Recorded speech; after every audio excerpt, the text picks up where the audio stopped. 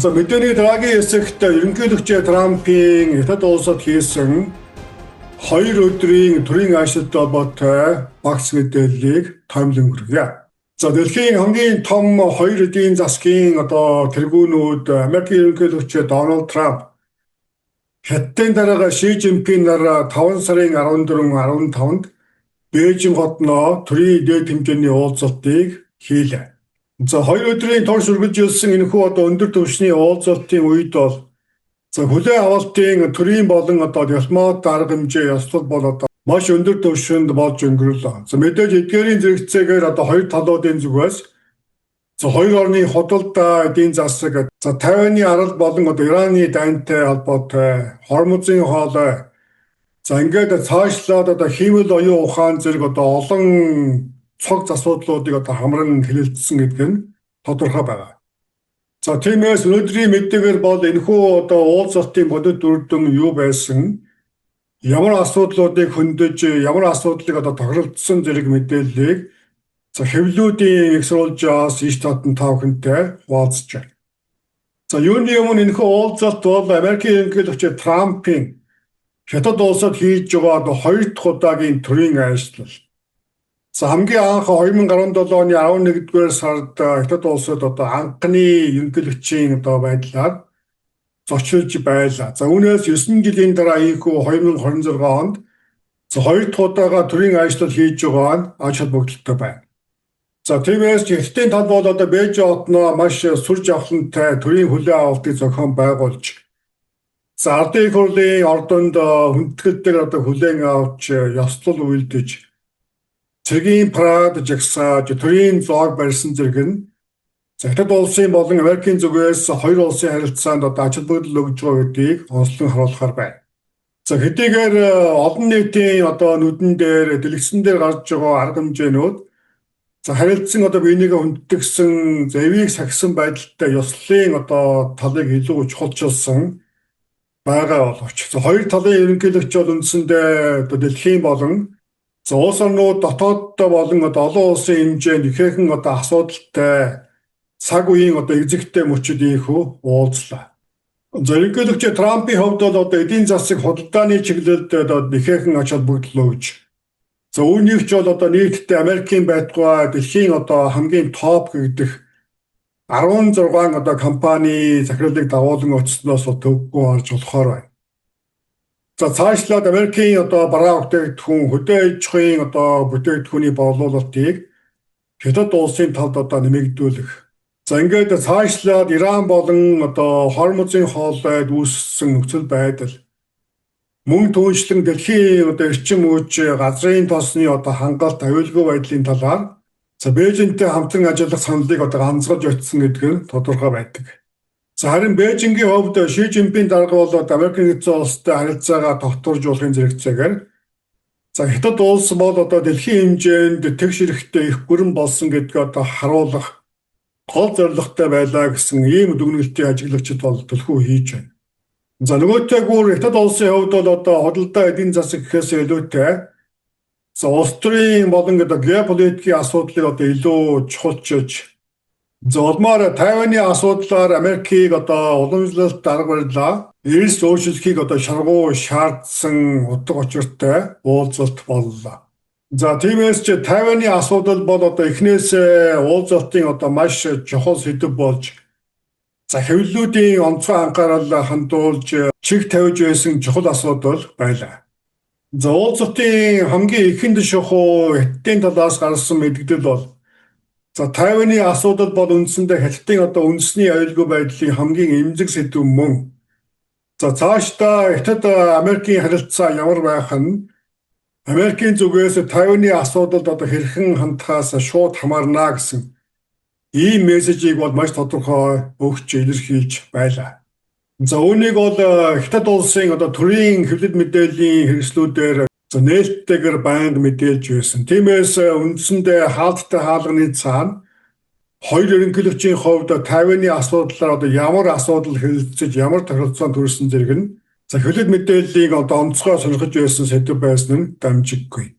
Тиймээс ч хэвлэл мэдээллийн сурвалжлагчдын зүгээс боломж гарсан тухай бүрд хоёр ерөнхийлөгчөөс энэхүү Тайваны асуудлыг одоо онцолж асууж байсан боловч за ерөнхийлөгч Трампын хувьд бол үүнээс одоо болзааруулж хариулахаас татгалзаж байсан. За гэвч Америкийн зүгээс бол одоо хятадын талаарх нэг хятад бодлогод одоо өөрчлөлт оруулаагүй.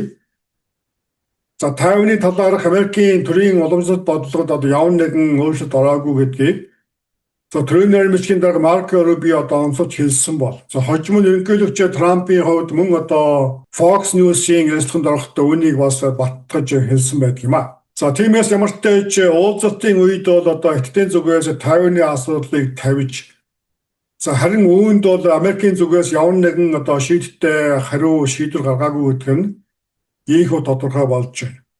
За хэдийгээр уулзалтын үр дүнд Тайваны асуудлаар явна нэгэн ахиц гараагүй боловч за хятад улсын төрийн хэвлэлүүд бол энэхүү уулзалтыг одоо энэ чиглэлд амжилттай болж өнгөрлөө гэж үнэлж байна. За Ши Жинпинг дарга бол одоо Бээжингийн байр суурийг Трампд одоо шууд дамжуулж ойлгож чадсан гэдэг өнцгөөс тайлбарлан мэдээлж байна. За ямар ч тач аюулгүй байдлын одоо болон одоо геополитикийн шинжээчдийн үзэж байгаагаар за Тайваны асуудал нь Америк хятадын харилцааны одоо хамгийн эмзэг өгөөд томоохон зөрчлийн нэг хэвээр үлдэж байна. За нөгөөтэйгүр Ирантай холбоотой асуудал мөн одоо уулзалтын үеэр чухал байр суурь эзэлж энэ талаар бас хоёр талаас санал солилцож ярилцсан гэдэг нь бол тодорхой байна. За Америкийн тал бол хятадыг Техранд нөлөөллөө одоо ашиглан бүс нутгийн одоо доторгүй байдлыг одоо намжаах. За ялангуяа Хормузын хоолойн одоо далайн тээврийн аюулгүй байдлыг хамгаалахад дэмжлэг үзүүлэхийг одоо хүссэн талаар мэдээлж байна. За болонгийн орнуудаас тухайлбал одоо Иран улсаас ихээхэн хэмжээний эрчим мууч газрын тос импортлдог. Хятад улсын хувьд ч энэ бүс нутгийн одоо доктортой байдал чухал гэдэг нь тодорхой байна. За хэдийгээр Ираны талаар хоёр тал одоо хамтарсан албан ёсны мэдээлэл гараагүй боловч за хоёр тал дипломат яриа хэлэлцээг одоо цааш нь үргэлжлүүлэхийг одоо дэмжиж байгаа гэдгээ илэрхийлж байна. За хэдийгээр Америк нэгдсэн улс одоо хятад улсыг бол одоо Иран дахь нөлөөгөө ашиглаж улмаар шууд одоо хэлэлцээрт зуурчлагчийн байр сууриас оролцохыг хүсэж байгаа бол за хятад улсын хувьд энэ зөрчлөөс одоо зайгаа барьсан за энэ зөрчилд бол үндсэндээ төвийг сахисан байдлаар одоо хандаж за хятад улсыг бол одоо олон улсын хэмжээнд доктортой байдлыг хангагч гол улс болсон гэдгээ харуулах сонирхолтой байсан нь тодорхой байна. За хэдийгээр хятад улсын хувьд Ираны одоо орчимд болж байгаа үйл явдалд шууд оролцох ямар нэгэн одоо тохиролцоо яриа хийгдэг боловч за Америкийн албан ёсны одоо хэвлэлүүдээр бол за Америк хятад хоёр бол Ираны цөмийн хөтөлбөрийг одоо дэмжихгүй байх. Иран улсыг цөмийн зэвсэгтэй болгон одоо эсэргүүцэх улмаар Хормузын хоолой одоо чөлөөтэй нээлттэй байх гэсэн зарчмуудаар санал нэгдсэн тухай онцолж за үүнийг одоо ажлын томоохон амжилтуудын нэгд оруулан ярьж ухуулж байна. За мөн Трамп баасан даргийн шөнө одоо Fox News телевизээр ярихдаа хятадын дарга Ши бол одоо Иранд цэргийн тоног төхөөрөмж зэвсэг нийлүүлэхгүй байхаар амласан тухай ярьж байна. За харин одоогоор эдгээрийг одоо баталгаажуулсан хоёр талын мэдээлэл албан ёсны их сурвалж хараахан байхгүй байна. За ингээд маш товчхондоо бол Иран болон Тайваны арлын талаар хоёр орны за улс төрийн болон за геополитикийн одоо зарчмын зөрүүтэй байр сууринд энэ удаад ямар нэгэн дөрвөлтэй өөрчлөлт орсонгүй. За мөн уулзалтын томоохон хэсгүүдийн нэг бол худалдаа болон одоо бизнесийн хэлэлцээрүүд байлаа. За Трампын ярьж байгаас үзэхэд хятад улс одоо Boeing компани одоо 200 орчим одоо онгоц худалдан авахаар тохирсон тухай. За энэ хоёр улсын эдийн засгийн одоо зөрчлийг намжаах томоохон алхам боллоо гэсэн өнцгөөс цагаан ордон мэдээлж байна. За нөгөөтэйгүр хятадын тал бол Америкийн хөдөө аж ахуйн бүтээгдэхүүн тэр дундаа шар буурцаг болон эрчим мууч газрын тосны бүтээгдэхүүний одоо худалдан авалтаа одоо нэмэгдүүлэх талаар цаашид яриа хэлэлцээр хийхэд бэлэн гэсэн байр суурийг илэрхийлсэн байна. За худалдаа эдийн засгийн одоо талыг бол үндсэндээ Трамп хоёр талдаа ашигтай гайхалтай бөгөөд худалдааны одоо амжилттай хэлэлцээрүүд боллоо гэж тодорхойлж байгаа бол за хятадын төрийн хэвлэлүүдэд бол үүнийг за илүү тогтвортой бөгөөд бүтээлч эдийн засгийн түншлэл гэсэн байдлаар томьёолж ярьж байна. За мөн уулзалтын үеэр бол Америкийн одоо томоохон компаниудын Хятадын зах зээлд нэвтрэх боломжийг сайжруулах, өргөжүүлэх асуудлыг хэлэлцсэн тодорхой байгаа. Америкийн төлөөлөгчдийн бүрэлдэхүүнд бол технологи, санхүү болон үйлдвэрлэлийн салбарын томоохон компаниудын удирдлагууд багтсан байдаг. Эдгээр компаниудын хувьд бол Хятадын засгийн газраас тавьсан эрх зүйн саад дотгорыг бууруулах, санхүүгийн үйлчилгээ, хиймэл оюун ухаан болон дэвшилтэд технологийн салбаруудад үүссэн саад хоригуудыг шийдвэрлэх талаар илүү ач холбогдол өгж ярилцсан гэдэг нь тодорхой байна. Энэ хүрээнд бол одоогийн байдлаар цаасан дээр буусан бодиттой яриа хэлэлцээр тохиролцоо олохраахан мэдэгдэхгүй байна. Одоогийн байдлаар гол төлөв сошиал сайтуудын пост төвшөнд мэдээллүүдийг ойлгохоор байна. Тухайлбал дээр өгүүлсэн Америкийн газрын тос болон хөдөө аж ахуйн бүтээгдэхүүнийг Хятад талаас худалдан авах байдлаа нэмэгдүүлнэ гэсэн ийм амлалтыг өгж байгаа бол Америкийн талаас өндөр технологийн чипний бүтээгдэхүүнийг Хятад улсын нэр бүхий компаниудад нээлттэй худалдаалах зэрэг тохиролцоо төрсөн тухай мэдээлж байгаа. Тиймээс эдгээр нь үнэхээр бодиттой яригдсан тохиролцсон эсхийг ойрын хугацаанд дэлхийн нийтийн хувьд ажиглаж харах үлдэж байна.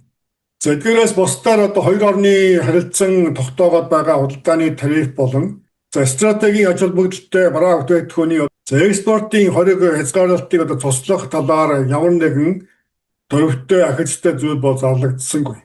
Америк бол Хятадын тал технологийн бүтээгдэхүүнээр дамжуулж Америкийг тагнах, өөрөөр хэлбэл Америкийн нарийн технологиг Америкийн эсрэг ашиглаж байна гэж ил тод буруутгадаг. Тиймээс Хятадын технологийн компаниудад хориг тавьж улмаар Америкт үйлдвэрлэсэн нарийн дэвшилтэд технологийн бүтээгдэхүүнүүд тухайлбал нано чипийн экспортыг хориглоод байгаа. Харин үүний хариуд эдгээр нарийн технологийн бараа бүтээгдэхүүн зэвсэг үйлдвэрлэхэд ашигладаг газрын ховор элементийн экспортод Хятад улсын хувьд хориг саад тавиад байгаамаа.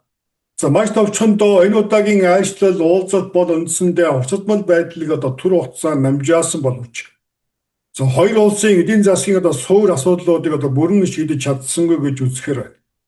Тухайлбал Америк нэгдсэн улсын хувьд дэвшилтэд хагас дамжуулагчийн экспортын хязгаарлалтыг цаашдаа үргэлжлүүлэх бодлого барьж байгаа бол Хятад улсын хувьд дотоодын технологийн чадвараа хурдан хугацаанд бэхжүүл Америктэй хурдан хугацаанд өрсөлдөхгүй хэмжээнд хүрэх ийм бодлого барьж байна. Олон улсын шинжээчдийн тайлбарлаж байгаа ярианаас үзэхэд бол цаашдаа бол хиймэл оюун ухаан, квант тооцоолол, кибер аюулгүй байдал, цэргийн технологи эдгээрийн үндсэн суурь болсон нано чип буюу хагас дамжуулагчийн технологийн салбарт өрсөлдөөн цаашдаа уламжлал үүсэх төлөвтэй байгаа нь тодорхой байна. Эдгээр нь бол үндсэндээ худалдаа эдийн засаг болон геополитикийн бодлогын төвшөнд болж өнгөрсөн хэвлэлүүдийн мэдээнээс бол ажиглаж болох ийм мэдээлэлүүд байна. Нөгөөтэйгүр уулзалт бол үндсэндээ дипломат бэлэгдлийг бас нэлээд тодорхойлсон үйл явдал байлаа. Товчхондоо Хятад улсын хувьд Хятад улс нь Америк нэгдсэн улстай энэ тэнцүү дэлхийн их гүрэн болсон гэдгийг харуулах том зорилготой үйл явдал болсон гэж тодорхойлж болохоор байна. Тиймээс энэхүү уулзалтын хүрээнд бол G2 гэсэн ойлголтыг дэлхийд дахин бас онцлож ярьж байна. Энэ бол дэлхийн геополитик бодлогыг хоёр гүрэн тодорхойлох ийм эрэнд ирж байна гэсэн өнцгөөс тайлбарлан ярьж байгаа ажиллагчид бас байгаамаа. Энэ ч Ши Цзиньпин даргын ярьсан ярианаас бас тод харагдаж байгаа. Ши Цзиньпин хэлэхдээ Америк болон Хятадын хамтын ажиллагаа дэлхийн доктортой байдалд зайлшгүй шаардлагатай болсон гэдгийг онцолж байна. Хоёр улсын хоорондын үйл ойлголт бол сөргөлдөөн бол дэлхийн эдийн засаг цаашдын амьдралд хор хөнөөлтөй байх болно гэдгийг удаадаалан анхааруулж байлаа. Ямар ч тач шинжээчид бол энэхүү уулзалтыг хоёр улсын харилцааны бүрэн шинэ эхлэл боллоо гэж хараахан үзэхгүй байна. Америк болон Хятад улсын хооронд байдаг томоохон зарчмын зөрүүтэй ойлголтууд, бодлогууд заавал навхан далайн цэргийн нөлөөлөл, технологийн бодлого, худалдааны дүрм цаашлаад хүний эрх болон дэлхийн стратегийн өрсөлдөөний асуудлаар хоёр орны хооронд гүнзгий зөрчилтэй асуудлууд хэвээр үлдэж байгаа. За хэдий тийм боловч энэ удаагийн айлчлал бол үндсэндээ сүүлийн үед дэлхийд дахинд үүсэж байгаа хуцадмал байдлыг түр намжаах гал унтраах арга хэмжээ боллоо гэж үзэж дүгнж байгааж ажиглагчд байна. За тэр ч байтугай зарим шинжээчдийн хувьд бол энэхүү уулзалтыг дэлхийн номер 1 орн байх гэсэн өрсөлдөөнд орж байгаа хоёр орн санаатай болон санамсаргүй байдлаар зэсэг мөргөлдөөнд шууд орчихгүй байх нөхцөлийг хангаж нүүр тулж ууслаач гэсэн өнцгөөс тайлбарлан ярьж байгаамаа. За тиймээс маш товчхондоо хоёр талын өрсөлдөөн бол улам ширүүсэх хандлагатай болж байгаа учраас шууд цэргийн мөргөлдөөнөөс зайлсхийх нь өнөөгийн тулгамдсан асуудал болж байна гэж дүгнэхээр байна. Уулзалтын ихүү өндөрлөж байгаа боловч энэ үед дэлхийн нийтийн анхаарлыг татсан томоохон чухал асуудлууд шийдэгдээгүй нээлттэй хэвээр үлдэж байна. Трампын ярьж ухуулж байгаа худалдааны гайхамшигтай яриа хэлэлцээрүүд нь үнэхээр боддоор хэрэгжихээсэх Тайваны арлын асуудал, Иран болон ойрох орнуудын сөргөлдөөн, зөрчилдөөн, Хормузын хоолойн асуудал, хоёр орны сөргүүлэн зарлаад байгаа импорт, экспортын хоригууд зэрэг асуудлууд, хоёр орны зөрчлийн асуудлууд хэвээр үлдэж байна. Ямар ч тач худалдааны томоохон дайн хийсэн талууд ийхүү нүүр тулан уулзаж дэлхийн улс төрийн эдийн засгийн бодлого тодорхойлогч хоёр гүрэн одоогоор дэвсэг бариад байлжчихгүй зөв найртай байна гэсэн мессежийг дэлхийд дахинд харуулад салцгааж байна. Ингээдэгч Трамп бол шийд аргыг ирэх 9 сарын 24-нд Америк нэгдсэн улсад айлшлахыг албан ёсоор хүргэсэн. Өчигдөр Баасан гарагт Хятадын Шинхуа агентлагийн мэдээлснээс үзэхэд Хятадын дарга урилгыг хүлээн авч зэрэг намар Америкт айлчлан гэж мэдээлсэн боловч тодорхой онцлог хараахан зарлаагүй байгаамаа. Тиймээс цаашдаа хоёр орны хоорондын зарчмын зөрүүтэй асуудлуудаар ойлголцлыг ойртуулж байдлыг намжаах цаашдын яриа хэлэлцээр үргэлжлэх нь боломжтой байна. Гэвч эцсийн дүндээ бол Америк Хятадын харилцаа бол дэлхийн номер 1 үндэстэн болох стратегийн өрсөлдөөнд тулгуурлаж байгаа. Тиймээс эдгээр зарчмын зөрүүтэй асуудлуудаар дэлхийн нийтийн жихийг дэлдэлгэж нүдийг бүлтийлгсэн гайхалтай үр дүнд хүрнэ гэсэн итгэл хаана байхгүй байна. Ийхүү дэлхийн худалдаа, технологи болон аюулгүй байдлын ирээдүйг тодорхойлох хоёр үндэсний ерөнхийлөгчид уулзаж, улмаар уулзалтын үр дүн цаашдаа хэрхэн хэрэгжихийг дэлхийн нийт ажиглаж харах үлдэж байна. Ийхүү 7 хоногийн той мэдээ өргөлөө. Анхаарлаа хандуулсан үзэгч та бүхэндээ маш их баярлалаа. Та бүхэн амралтын өдрүүдэд аян тухтай сайхан өнгөрөөрэй. Дараагийн мэдээгээр бүтгэн.